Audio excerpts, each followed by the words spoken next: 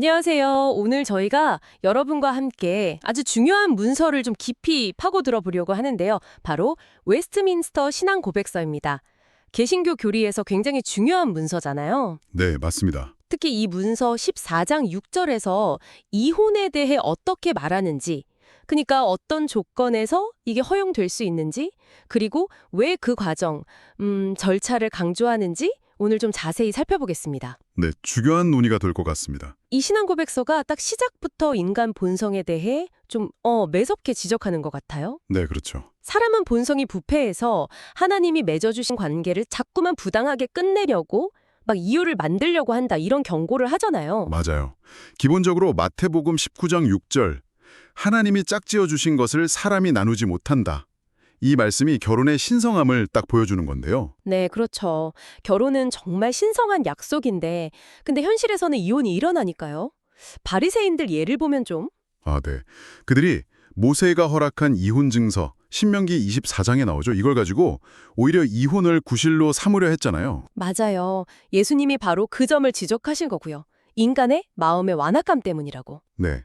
그 모세의 허락이 결코 이상적인 규례가 아니라 인간의 그 고집스러움, 완악감 때문에 더 큰 혼란을 막기 위한 제한적인 조치였다는 거죠. 아, 임의적인 이혼을 허용한 게 아니었군요. 그렇죠. 바로 그런 인간의 경향성 때문에 신앙 고백서가 이혼의 합법적인 근거를 아주 엄격하게 딱 두 가지만 제시하는 겁니다. 두 가지요? 네. 첫째는 간음입니다.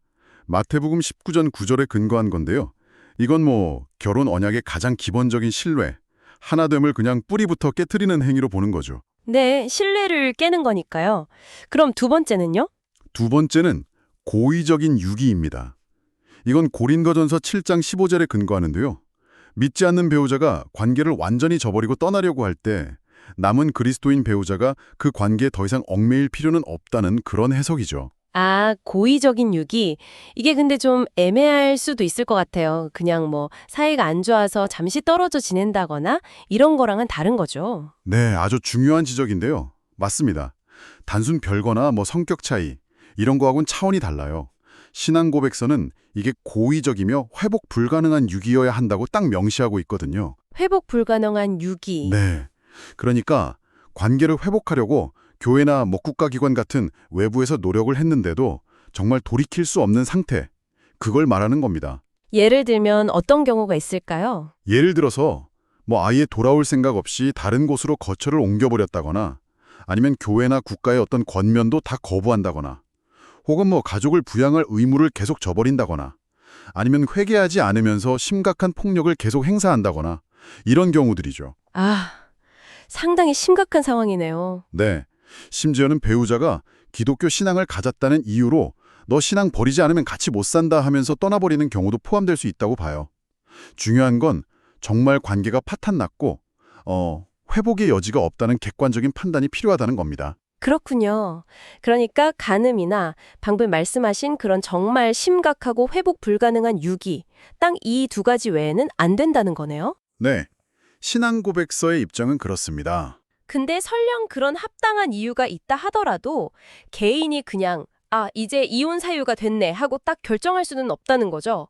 여기서 이제 그 절차 이야기가 나오는 것 같아요. 맞습니다. 절차가 아주 중요해요. 왜 그렇게까지 절차를 강조하는 건가요? 그것도 결국은 아까 이야기했던 인간의 그 자의적인 판단, 합리화하려는 경향을 경계하기 때문이에요. 사람들은 어떻게든 자신의 행동을 정당화하려고 하니까요. 아, 그렇죠. 그래서 신앙 고백서는 아무리 합당한 이유가 있어도 반드시 공적이며 질서 있는 절차를 따라야 한다고 요구하는 겁니다.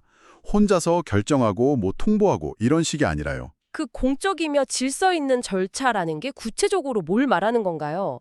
교회에서 뭘 해야 하나요? 아니면 법원에 가야 하나요? 기본적으로는 교회의 공식적인 지도와 판단을 구하는 걸 의미합니다. 예를 들면 그 교회의 지도기구인 당회 같은 곳의 조언과 결정을 따르는 거죠. 그리고 필요하다면 국가의 합법적인 법적 절차를 밟는 것도 포함될 수 있고요. 아, 교회와 국가 둘 다 관련될 수 있군요. 네, 이 절차의 목적이 크게 두 가지인데요. 하나는 너무 충동적으로 결정하는 걸 막는 거고 또 하나는 특히 피해를 입은 배우자를 공적으로 보호하고 그 결정을 인정해 주기 위한 거예요. 그냥 당사자들끼리 알아서 하도록 내버려 두면 안 된다는 거군요. 그렇죠. 관련된 사람들이 그냥 자신의 뜻과 판단에 따라 막 일을 처리하게 둬서는 안 된다는 겁니다. 특히 유기를 한 당사자가 자기 행동을 근거로 이혼이 정당하다 이렇게 주장하는 경우도 있을 수 있잖아요. 아, 그럴 수도 있겠네요. 네, 그런 경우엔 더더욱 객관적인 외부의 개입과 판단이 필요하다는 거죠. 들어보니까요, 이 웨스트민스터 신앙 고백서는 결혼을 정말 신성하게 여기는 동시에 또 인간의 약점이나 어떤 죄성 같은 현실도 외면하지 않는 것 같아요. 균형을 잡으려는 노력이 보이네요. 네, 맞습니다. 아주 중요한 지점이에요. 그래서 간음이나 정말 회복 불가능한 유기 같은 아주 예외적인 파탄 상황은 인정하되 그것마저도 개인의 자의적인 판단이 아니라 공적인 절차를 통해서 아주 신중하게 다루어야 한다. 이렇게 강조하는 거군요. 이 균형점이 참 흥미롭습니다. 네, 그렇습니다. 자, 여러분, 오늘 이야기를 슬슬 마무리해볼까 하는데요. 이 신앙고백서는 결혼이라는 이상과 또 현실의 어려움 사이에서 어떤 절차적인 안전장치를 통해 그 신성함을 지키려고 하잖아요. 이걸 생각해보면 요즘은 사실 개인의 감정이나 합의 아니면 더 이상 행복하지 않아서 같은 이유들이 이혼에서 더 중요하게 여겨지는 경향이 있는데 이런 현대의 일반적인 관점과 비교해 볼 때 이 신앙 고백서의 입장이 오늘날 우리에게 어떤 점을 생각해 보게 할까요? 어쩌면 관계의 무게, 책임감에 대해 다시 한번 성찰하는 계기가 될 수도 있지 않을까 싶네요.